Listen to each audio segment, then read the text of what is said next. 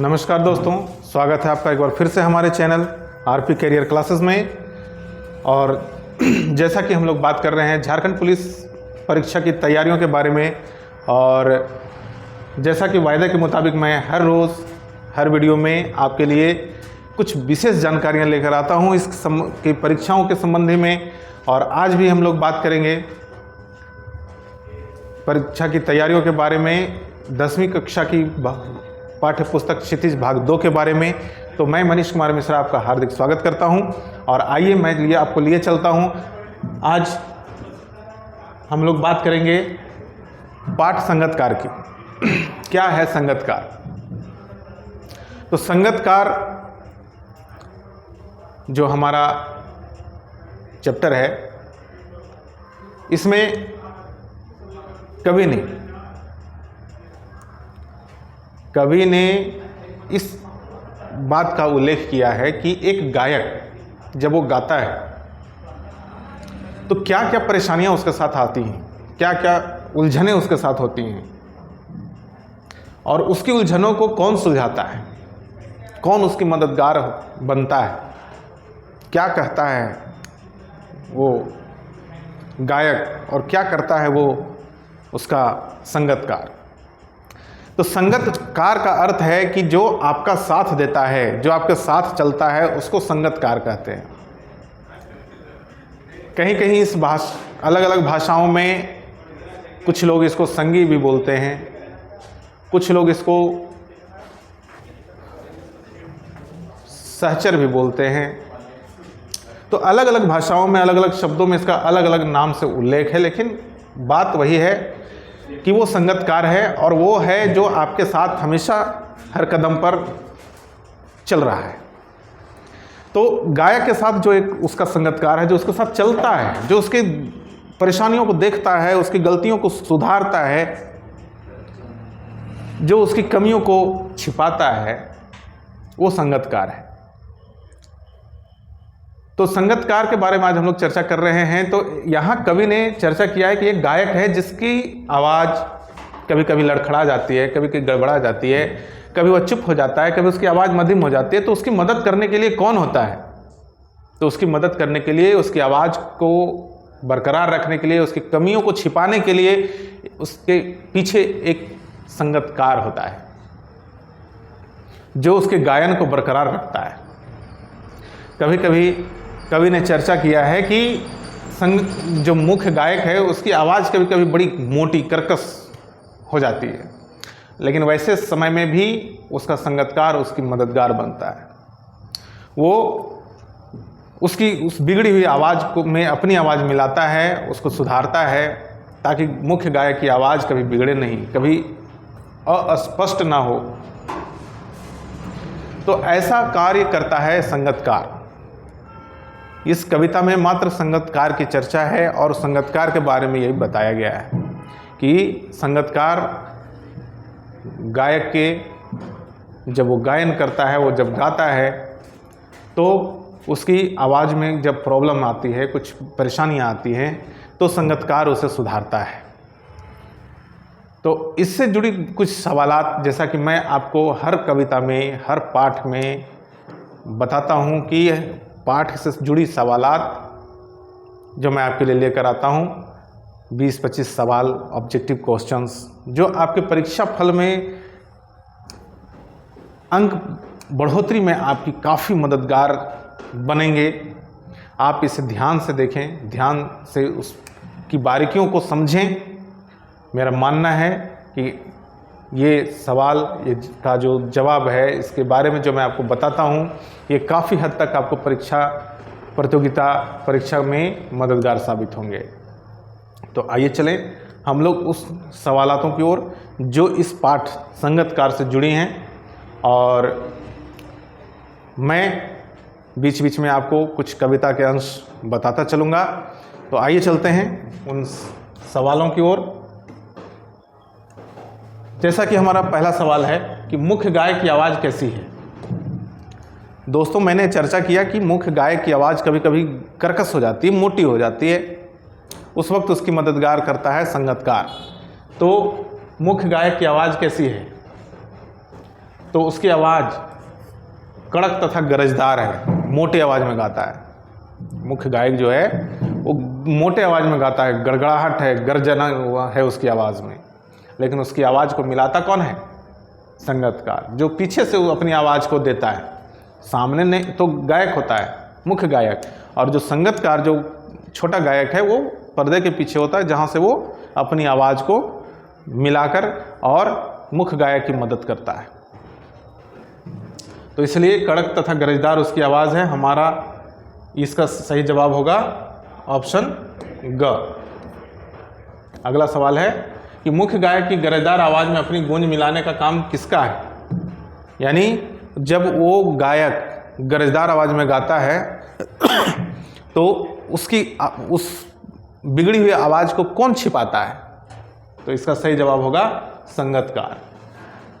जो संगतकार होता है वो उसकी बिगड़ी हुई आवाज़ को अपनी आवाज़ देकर छिपा देता है। इसलिए सही ऑप्शन हमारा है क। अगला सवाल है संगतकार मुख्य गायक का साथ क्यों देता है? आखिर वो संगतकार मुख्य गायक के पीछे क्यों गाता है? क्या कारण हो सकता है?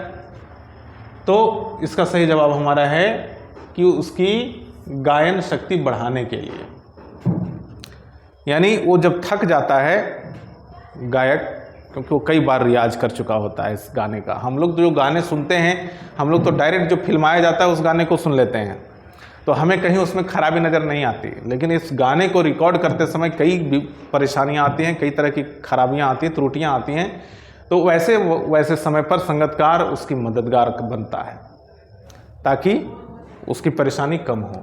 तो इसका सही जवाब हमारा है उसकी गायन शक्ति बढ़ाने के लिए ऑप्शन क। अगला सवाल है गायक क्यों धीरज बंधाने का काम प्रायः, क्षमा चाहूँगा, गायक को धीरज बंधाने का काम प्रायः कौन करता है? यानी जो गायक है जब वो गाते गाते थकता है, वो कभी अकबका सा जाता है, कभी हड़बड़ा सा जाता है, तो उसको धैर्य देने का कार्य कौन करता है? आखिर ये काम किसकी है, किसकी जिम्मेवारी है? तो ऐसा काम करता है संगतकार, जो उसको हिम्मत हारने नहीं देता।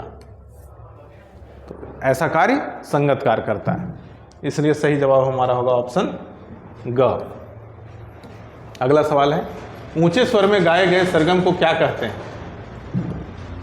ऊंचे स्वर में गाए गए सरगम को क्या कहते हैं? यहाँ पर थोड़ा मैं आपको विषय वस्तु पर थोड़ा चर्चा करना चाहूँगा कि संगीत को जब गाया जाता है तो उसके 3 सप्त होते हैं। यहाँ देखेंगे वो 3 सप्त,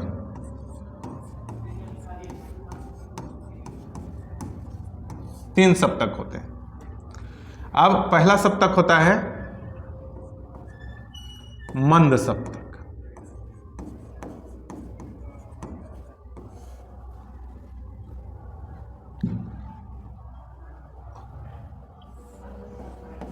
दूसरा होता है मध्य सप्तक,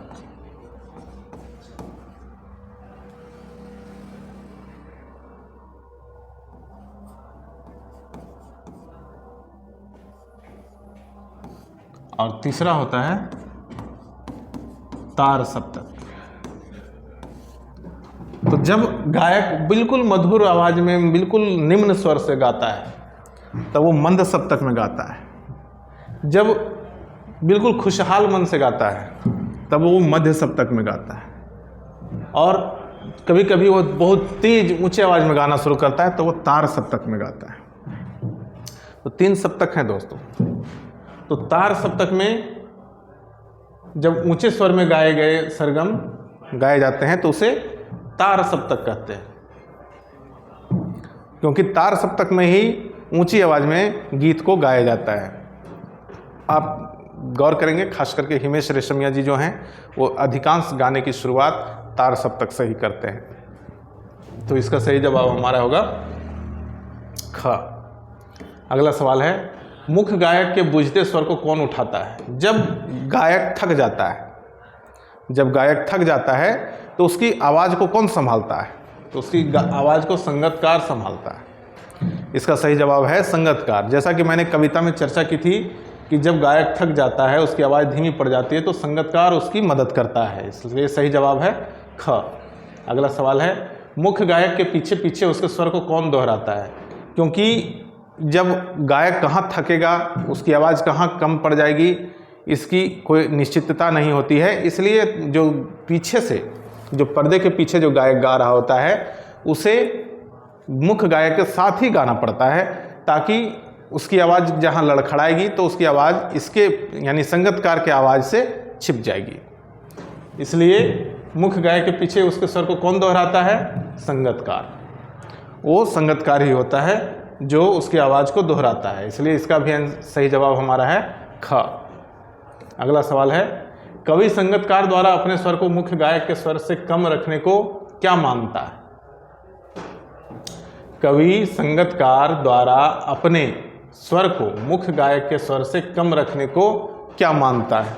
यानी जब गायक गाता है और संगतकार गाता है तो संगतकार को कहा जाता है कि तुम अपनी आवाज़ को नीचे रखो, कम आवाज़ में गाओ, थोड़ा स्लोली, क्षमा चाहूँगा, धीरे धीरे गाओ, कम आवाज़ में गाओ, ऊंची आवाज़ में नहीं, ताकि जो मुख्य गायक की आवाज़ है वो ज़्यादा सुनाई दे, संगतकार की आवाज़ ना सुनाई दे। जहाँ वो थक जाएगा वहाँ इसकी आवाज़ वहाँ पर डाली जाएगी।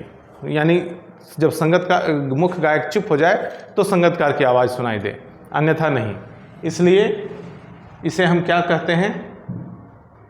तो इसे मनुष्यता कहते हैं।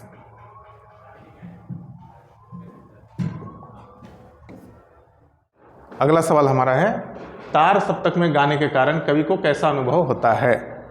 जब कवि तार सप्तक में गाता है, ऊंची आवाज़ में गाता है, तब उसे कैसा अनुभव होता है? वो इतना चिल्लाता है कि उससे लगता है कि अब मुझसे गाया नहीं जाएगा, क्योंकि एक ही गाने को कई बार उसको रियाज करना पड़ता है और उसी आवाज़ में, उसी स्टेज पर। इसलिए उसकी गाने की इच्छा जो है समाप्त हो जाती है। उसे लगता है कि अब मुझसे नहीं गाया जाएगा, उसकी गाने की इच्छा बिल्कुल समाप्त हो जाती है और उस वक्त उसकी मदद करता है संगतकार। तो इसलिए इसका सही जवाब हमारा है घ। अगला सवाल है, मुख्य गायक से अधिक ऊंचे स्वर में गाना किसके लक्ष्य के विरुद्ध है? मुख्य गायक से अधिक ज़्यादा ऊंचे स्वर में गाना किसके लक्ष्य के विरुद्ध है? यानी किसे, उसके मुख्य गायक से ऊंची आवाज़ में किसे नहीं गाना है? नियम के अनुसार है कि जो मुख्य गायक गीत स्टेज पर गा रहा है तो उससे अधिक स्वर में किसको नहीं गाना है? तो नहीं गाना है किसे?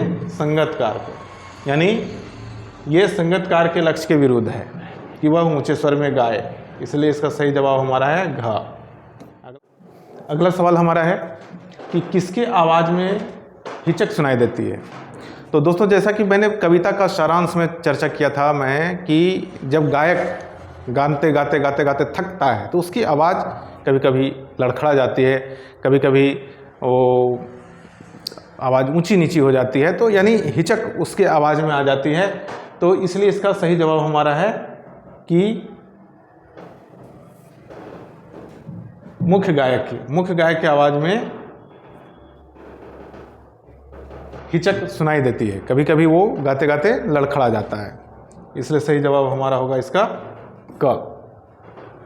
अगला सवाल है कि किसके गायन को सफल और प्रभावी बनाने में उसके संगतकार की भूमिका महत्वपूर्ण होती है? यानी जो संगतकार होता है वो किसकी गायन को सफल बनाना चाहता है, किसके लिए वो प्रयास करता रहा है, किसके लिए गाता है?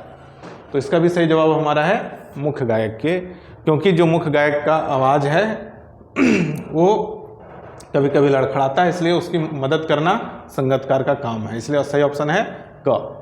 अगला सवाल है कि मुख्य गायक की कैसी आवाज़ को बल देकर संगतकार सहयोग देते हैं? यानी संगतकार कैसी कंडीशन में, कैसी स्थिति में मुख्य गायक के लिए कार्य करता है? तो इसका सही जवाब हमारा होगा टूटती बिखरती आवाज़ के लिए। जब उसकी आवाज़ टूटने लगती है तो संगतकार उसकी मदद करता है। इसलिए सही जवाब है ग। अगला सवाल है, संगतकार के लक्ष्य के विरुद्ध क्या है? संगतकार को क्या नहीं करना है? तो संगतकार को मुख्य गायक से अधिक ऊंची आवाज़ में नहीं गाना है, मुख्य गायक से अधिक ऊंचे स्वर में गाना, ये उसके लिए विरुद्ध है, यानी उसके नहीं करना है। इसलिए सही जवाब हमारा है ऑप्शन ग। अगला सवाल है, संगतकार शीर्षक कविता के कवि का क्या नाम है? यानी संगतकार जो कविता है उसके लेखक यानी रचिता कौन है? तो मैं थोड़ा सा क्षमा चाहूँगा कि मैंने आपको शुरुआत में इसके बारे में चर्चा नहीं की।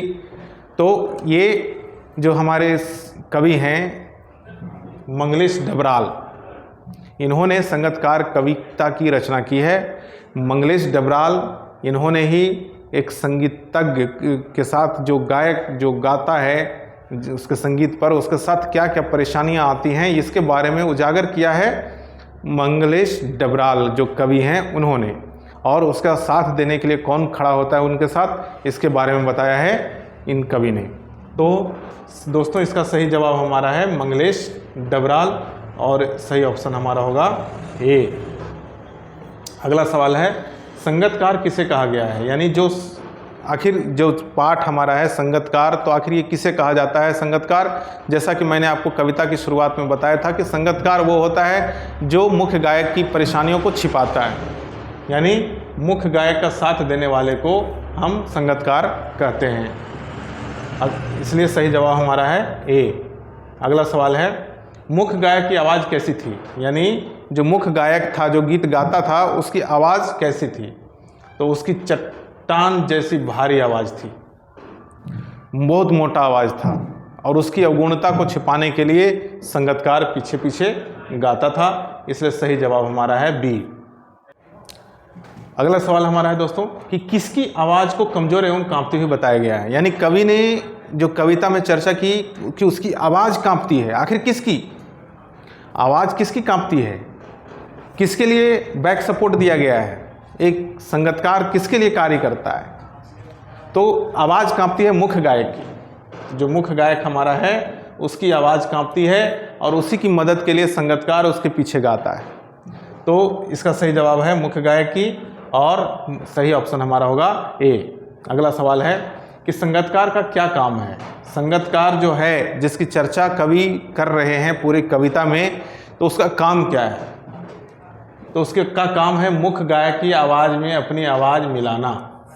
यही उसका काम है कि जो मुख्य गायक गा रहा है तो उसकी आवाज़ में अपनी आवाज़ को मिलाना, ताकि मुख्य गायक जब कभी गड़बड़ाए तो उसे उसकी जो गायन है वो खराब ना लगे। इसलिए सही जवाब हमारा होगा ऑप्शन ए। अगला सवाल है, अंतरा किसे कहते हैं? देखिए दोस्तों, जब भी हम कुछ गाते हैं तो उसके 3 भाग होते हैं, मुखड़ा और अंतरा और एक होता है टेर। तो मुखड़ा जो सबसे पहला लाइन गाया जाता है, उसके बाद जो अंतरा 2 या 3 होते हैं, हर गाने में 2 या 3 अंतरा होते हैं। तो अंतरा जो मुखड़े के बाद गाया जाता है वो अंतरा हुआ, और हर अंतरा के बाद जो दोहराया जाता है ऊपर का यानी मुखड़े का लाइन, उसे टेर कहते हैं। तो यहाँ चर्चा की जा रही है कि अंतरा किसे कहते हैं? तो अंतरा कहा जाता है अस्थाई टेक को, जिसे हम गाते हैं और बार बार दोहराते हैं, जिसके बाद मुखड़ा को, वो अंतरा कहलाता है। यानी अस्थाई टेक को हम लोग अंतरा कहते हैं। इसलिए सही जवाब है ए।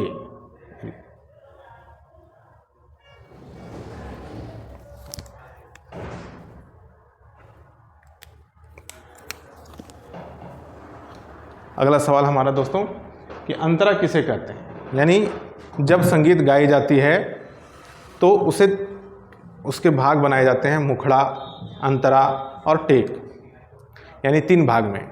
तो मुखड़ा जो सबसे पहले गाया जाता है, उसके बाद जो नीचे के जो कॉलम गाए जाते हैं वो अंतरा कहलाते हैं, और हर अंतरा के बाद जो दोहराया जाता है उसे टेक कहते हैं। तो अंतरा किसे कहते हैं? तो अस्थाई टेक को छोड़कर गीत का जो शेष भाग होता है, यानी जिसे हम लोग दोहराते हैं और जो मुखड़ा होता है उसे छोड़कर बाकी शेष गीत का जो भाग होता है उसे अंतरा कहते हैं। इसलिए हमारा सही ऑप्शन हो जाएगा सी। अगला सवाल है, नौसिखिया किसे कहते हैं? हमारे क्षेत्रीय भाषा में नौसिखिया शब्द का बड़ा चर्चा होता है। जब हम लोग कुछ नया नया सीखे होते हैं या कम जानकार होते हैं तो लोग हमें कहते हैं कि ये नौसिखिया है, यानी ये नया नया सीखने वाला है, अभी इसके पास परिपूर्ण जानकारी नहीं है, यानी किसी भी वस्तु में ये परिपक्व नहीं है, उसे नौसिखिया कहते हैं।